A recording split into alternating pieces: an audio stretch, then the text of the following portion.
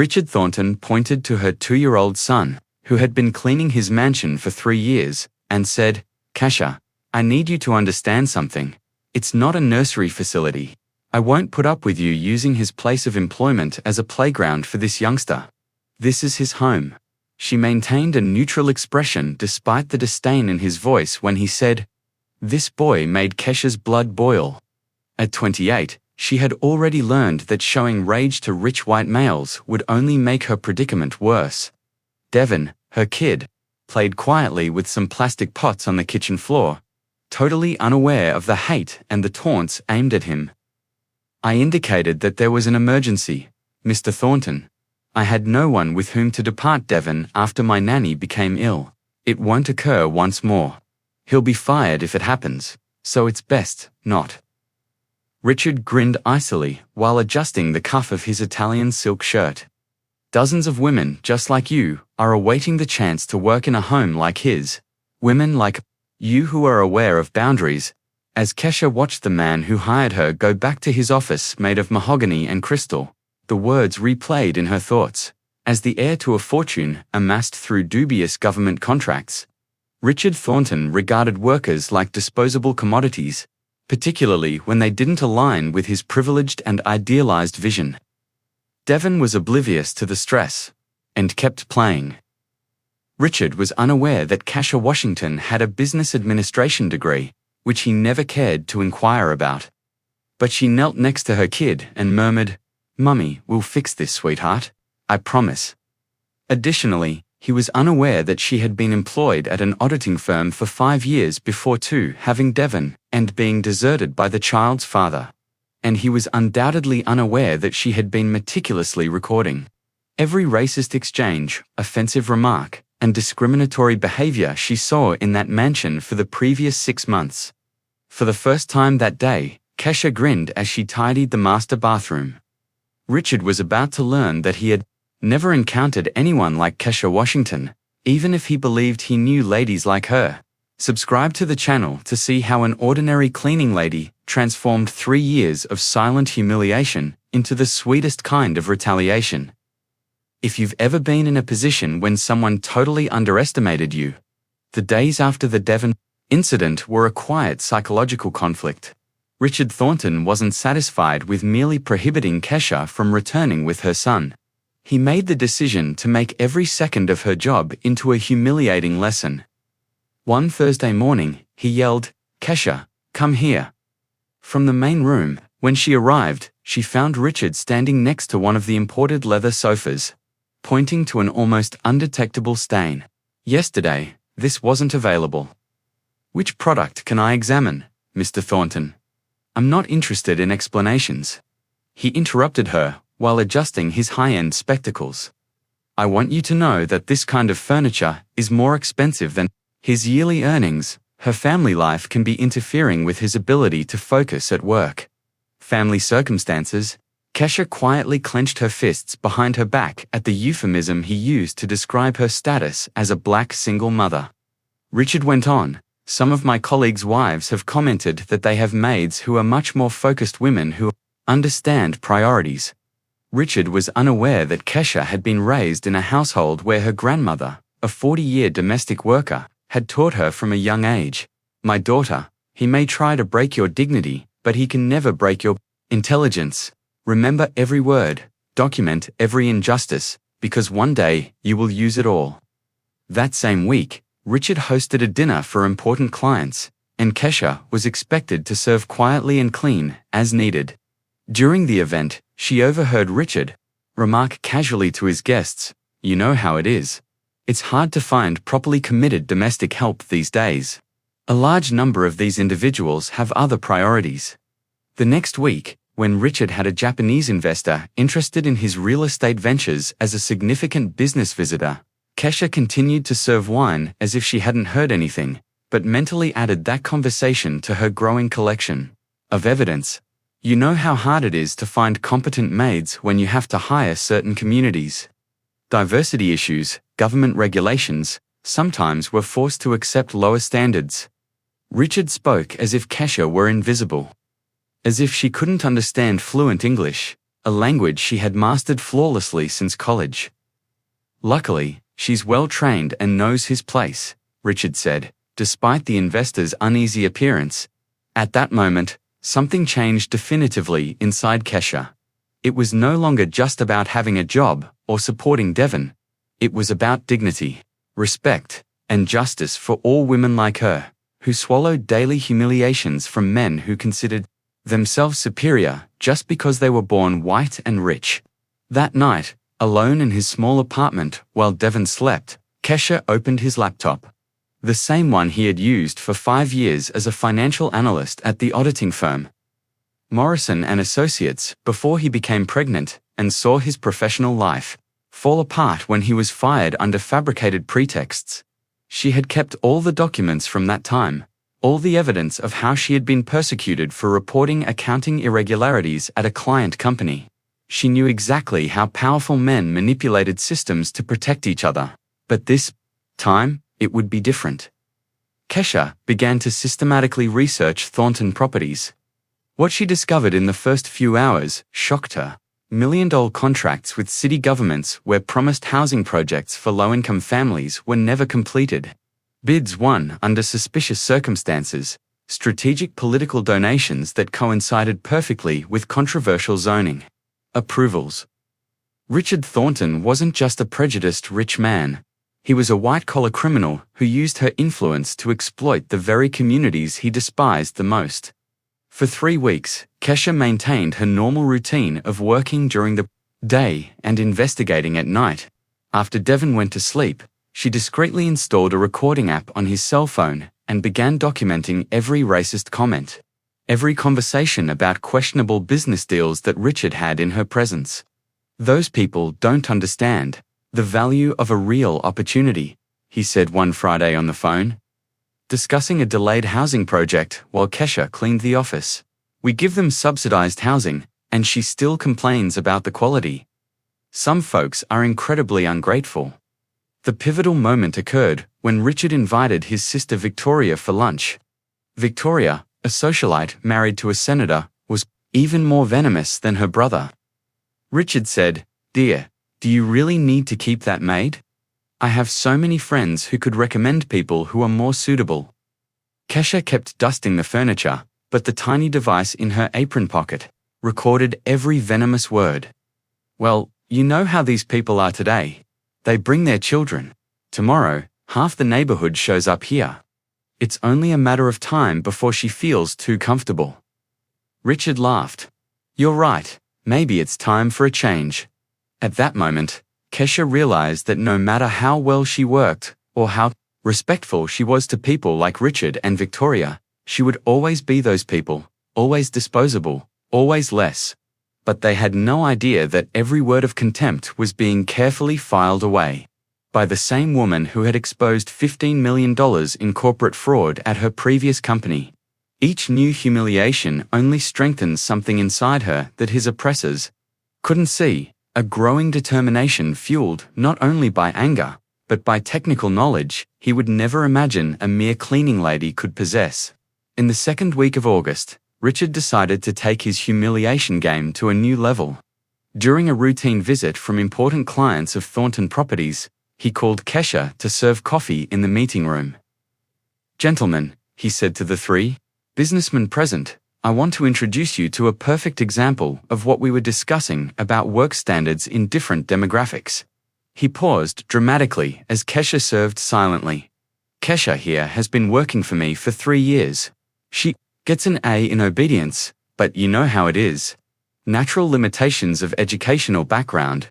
The clients looked uncomfortable, but Richard continued, "That's why our housing projects work so well. The target audience and her true capabilities are well known to us." Richard was unaware that the same night, Kesha was on a video conference call with someone who knew his true capabilities better than anyone else. "Kesha, do you have any idea how many federal laws this man broke in just today's conversation?" David Chen, his former supervisor at Morrison and Associates, examined the transcripts she had sent him. Racial discrimination in the workplace, creation of a hostile environment, possible civil rights violations. "David, it's not just about what he does to me. It's about the fraudulent projects. I gained access to his computers while cleaning the office. Kesha shared her screen, showing documents she had discreetly photographed. Look at this. Affordable housing contracts where the government paid $5 million to build 200 units, but only 80 were actually built. David whistled softly. That's large-scale embezzlement of federal funds. Kesha, do you know what you're holding here?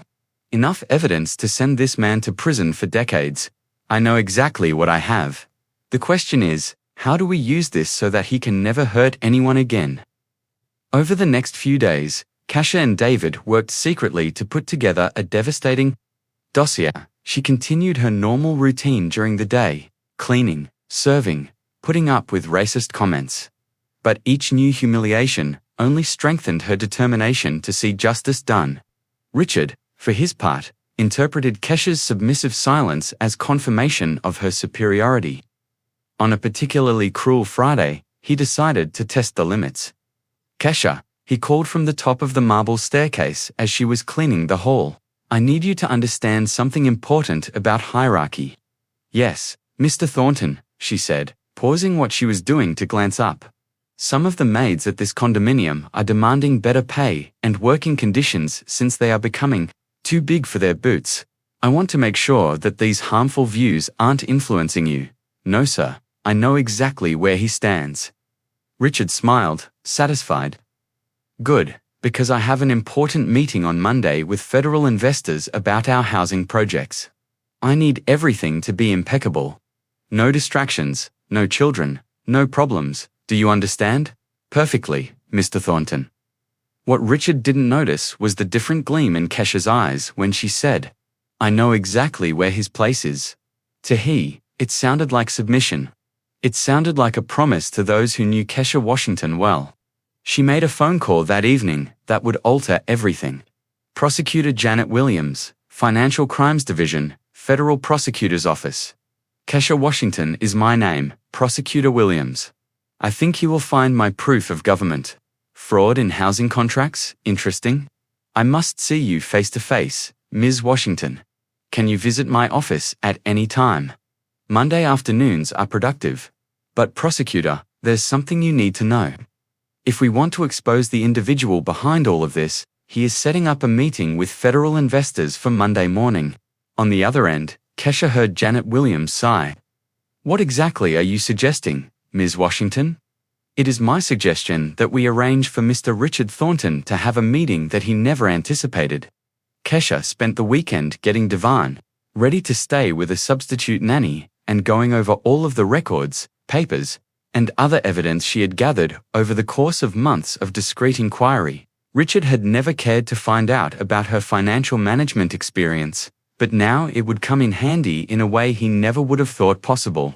She kissed Devon's forehead before saying, Mummy's going to work on Monday, sweetheart. On Sunday evening, Devon, who is now 2.5, answered incoherently, but his brilliant eyes seemed to comprehend that something significant was about to happen. But after Monday, our life is going to be very different. Richard Thornton, across town, went over his presentation to federal investors, fully expecting Monday to be just another day of financial gains based on deceit and exploitation. He was unaware that her unassuming housekeeper had been collaborating with government auditors, investigative journalists, and federal prosecutors over the weekend, a procedure that would transform his business encounter into the start of his worst public nightmare. As if nature were working together to offer Richard Thornton the most memorable day of her professional life. Monday arrived with bright, clear sky. He got up at 6 a.m, put on his finest Armani outfit, and went over the exaggerated figures he would show federal investors one last time. As he adjusted his silk tie, he told himself in the mirror that today would be historic. Housing contracts totaling another $50 million. As usual, Kesha arrived on time at 7:30. She came in the rear door, and Richard hardly looked at her. He stated icily that the meeting would begin at 10 o'clock. At 9:45, I would like my premium coffee served, and Kesha, he stopped abruptly. Act accordingly. These men are significant. I know exactly how to act. Mr. Thornton, of course. Kesha had already made her way to the kitchen with her typical quickness, but something in her tone caused Richard to take a closer look. Shaking his head, he returned his attention to the preparations. The federal investors showed up around 9:40. Through the front entrance came three men in excellent suits.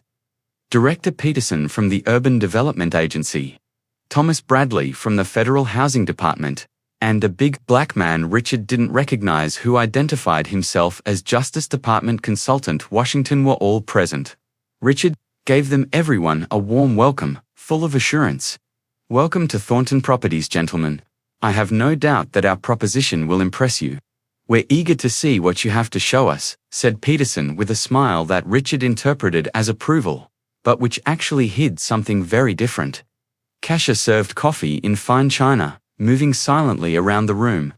Richard ignored her, completely focused on impressing the important visitors.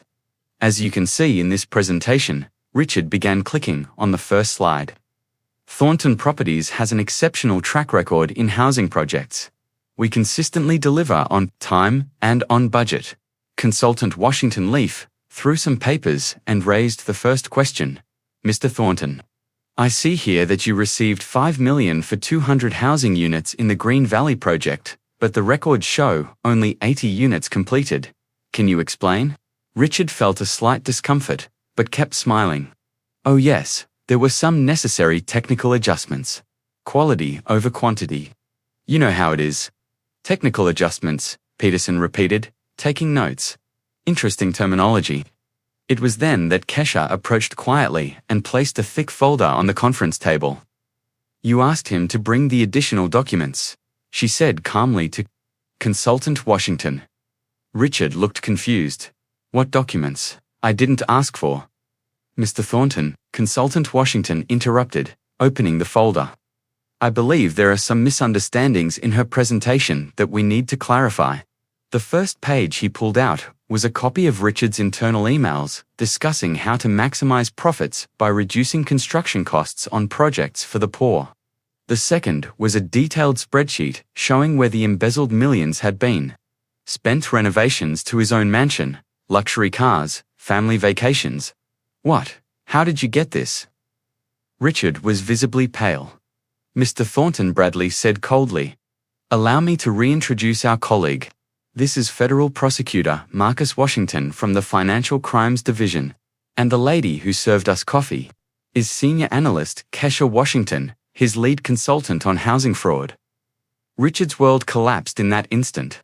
Kesha Washington, the name echoed in his mind like an exploding bomb. He looked at the woman he had humiliated for years, who he had treated like trash, and saw for the first time who she really was. Surprised, "Mr. Thornton." Kesha removed her apron, revealing a professional blazer underneath.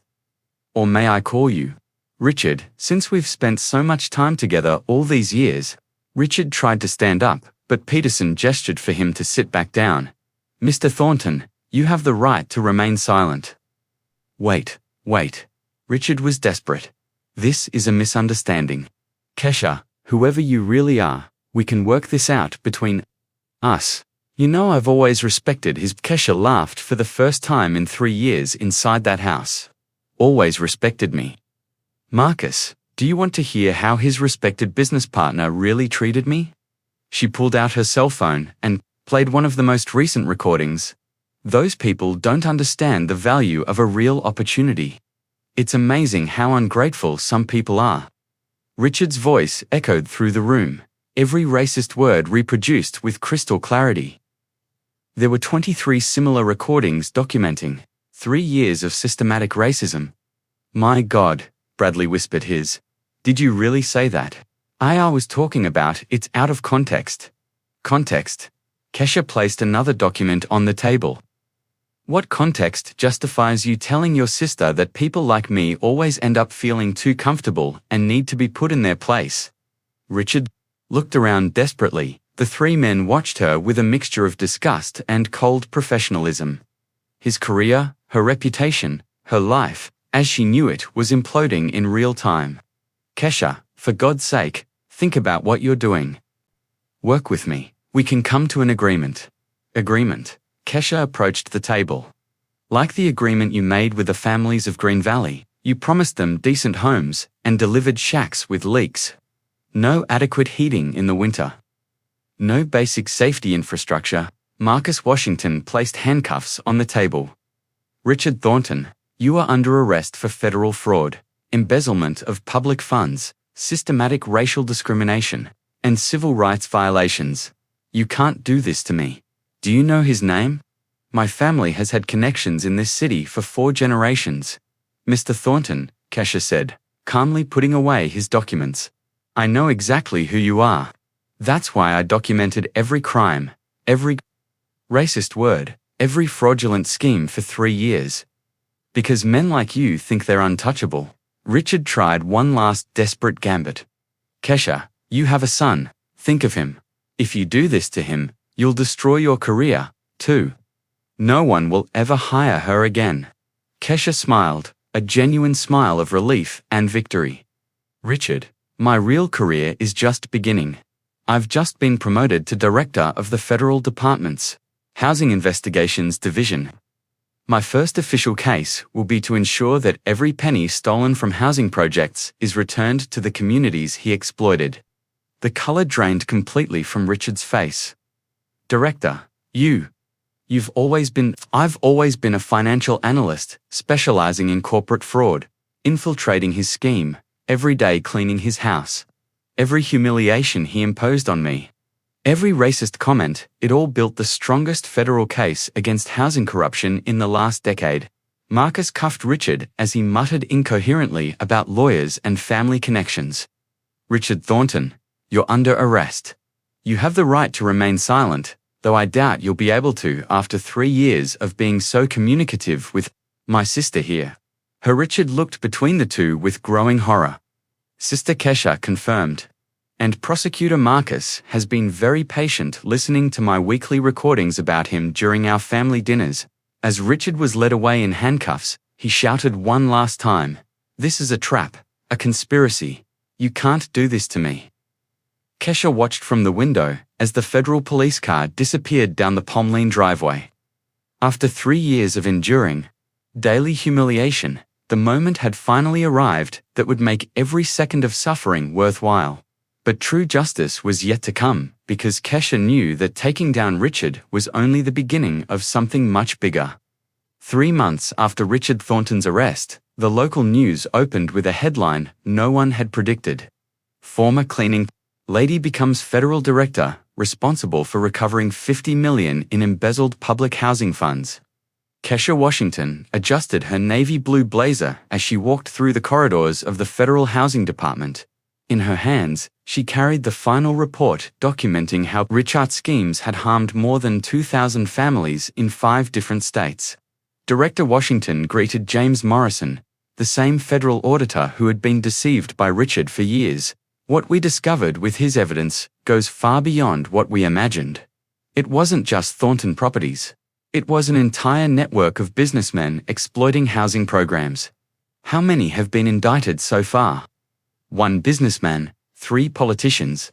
And to judges, Kesha said as he walked into his new office, which had a picture of Devon at his kindergarten graduation on the desk. Her recordings exposed a conspiracy that had existed for 20 years. Richard Thornton, who would spend the next 12 years behind bars at the minimum security federal penitentiary, waited on the chilly bench across town. In order to recompense the victims, his assets had been taken. His sister Victoria had divorced the senator in an attempt to salvage her own political career. And his company had gone bankrupt in a matter of weeks. "Thorn visitor," yelled the guard, expecting to see a lawyer. Richard dragged himself to the visiting room. His gut lurched as he saw a familiar face instead. The analyst who had assisted Kesha in constructing the case against him was David Chen. David pushed a newspaper across the table and stated, "I've come with news." A picture of Kesha getting a Medal of Distinction from the Secretary of Housing was featured in the headline. "You stole $47 million from underprivileged areas, but Kesha got it back. Real homes with respectable standards are being constructed. With the funds." With increasing fear, Richard read the piece. In addition to ruining his life, Kesha gave hope to countless of families he had taken advantage of. What more do you know? David grinned. A portion of the recovered funds are used for her scholarship program. There is currently a university named after him, where young people from underprivileged areas can study law and commerce. Which university? University of Social Justice, Richard Thornton. To teach the very people you hate the most, she felt it was fitting to use his name. While hundreds of families cheered his arrival, Kesha held 3-year-old Devon during the opening ceremony for the first housing complex constructed with the recovered funds. Impressed by all the celebration, "Mummy just did what was right." "Sweetheart," Devon said, "is Mummy a hero?" She also discovered that sometimes it takes patience and cunning to bring about justice. Tears filled the eyes of Margaret Thompson, one of the residents who had lost her house due to Richard's plans. "I am at a loss for words, Mrs. Washington. At last, my kids have a real place to call home. I don't need your gratitude." She should be commended for her own perseverance when everything appeared hopeless. The key to Rosa Martinez's new home was in the audience. She had squandered her life savings in one of Richard's fake housing ventures.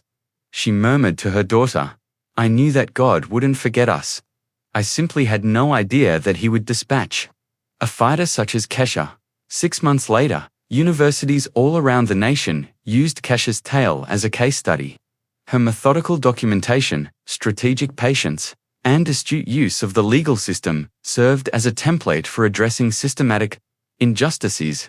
For Richard, the true prison was not the metal bars, but rather the knowledge that the lady he had hated had constructed a legacy of justice on top of his own devastation.